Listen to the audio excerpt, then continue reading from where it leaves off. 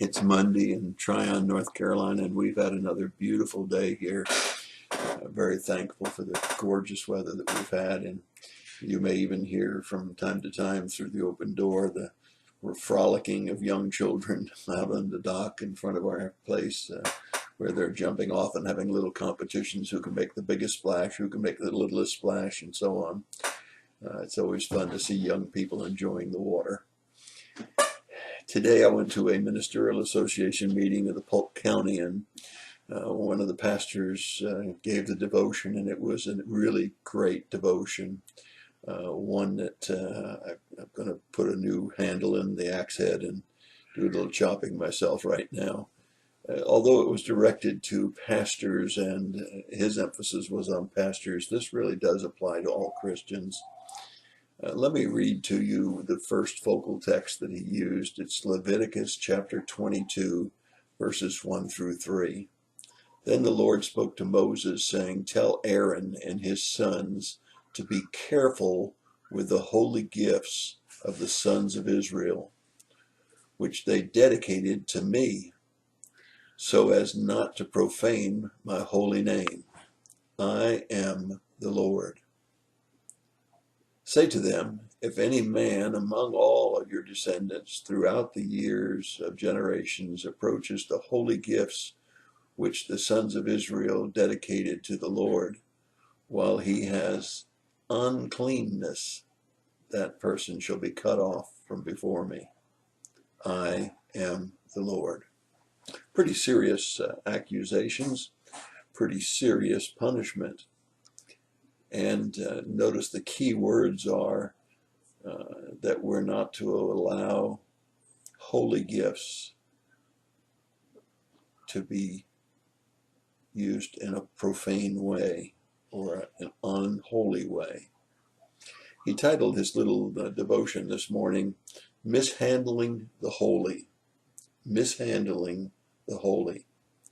Now, while it was directed to pastors to be very careful that they not allow worship to become routine, or to not let worship become worldly, or to not let worship become nickels and noses, he also said from 1 Corinthians 13 that Paul hit it on the head when he said, if you preach without love, you're just a noisy gong. If you use your spiritual gifts, you're of no value if there's not love. If you counsel, if you have faith, even if you self-sacrifice, if it's not motivated and totally encompassed in love, you miss the whole point. It's really good for us to remember that. One of my pet peeves has always been in the area of ministry to see some young pastors and some other pastors that will hide behind God. I remember a number of years ago a very much older pastor saying, nothing's too good for God. That was his way of justifying spending a lot of money on something that he really wanted. And certainly you can't argue with the fact that nothing's too good for God. But I can argue with the fact that some things aren't good stewardship. And I think one of the things that has bothered me in my days, having been raised by a frugal father and by one who taught myself and my brother monetary discipline, is putting in good stewardship. And I would consider that the same thing. To take holy gifts of the sons of Israel, in this case, take the holy gifts of the people of God, of your church, and using them in an unholy way, not being good stewards of what we have. That includes time, that includes talents, and that includes our tithe. We ought to be sure that when we are handling the gifts that have been given to God, not to us, not to our church, but to God, that we handle them with good stewardship. Stewardship that is holy.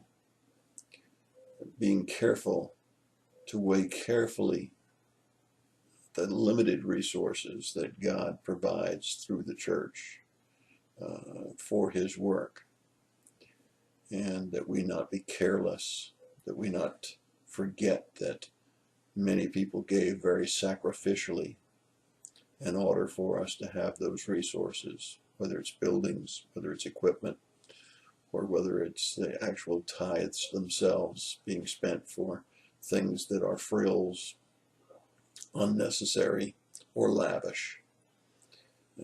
I believe with all of my heart that God doesn't want us to mishandle the holy. Now, you say, well, but you're talking to pastors. No, I'm not talking to pastors only. I'm talking to you too. I'm talking to you in the use of your gifts and talents. I'm talking to you in how you spend what God has entrusted you with, that you be good stewards of all that God's given to you, that you consider seriously how you give, what you give for, and what becomes your priorities. And when you come to worship, I hope that you realize that you can mishandle the holy in the way you attend the worship service with your attention. You can mishandle the holy by not listening carefully to the word that God has for you. You can mishandle the holy by withholding what God has entrusted to you to give back a portion to him. Yes, this message applies to all of us. And remember, the greatest motivation is love. Recently, a good Christian friend said to me, I fear that way too many Christians, way too many people who say they believe, want Jesus as fire insurance instead of wanting Jesus because they love him. I think he's right. And I hope that you'll think about that today and tomorrow and this coming Wednesday and Sunday when you attend worship service. That's your thought for the day. God bless you and have a great day.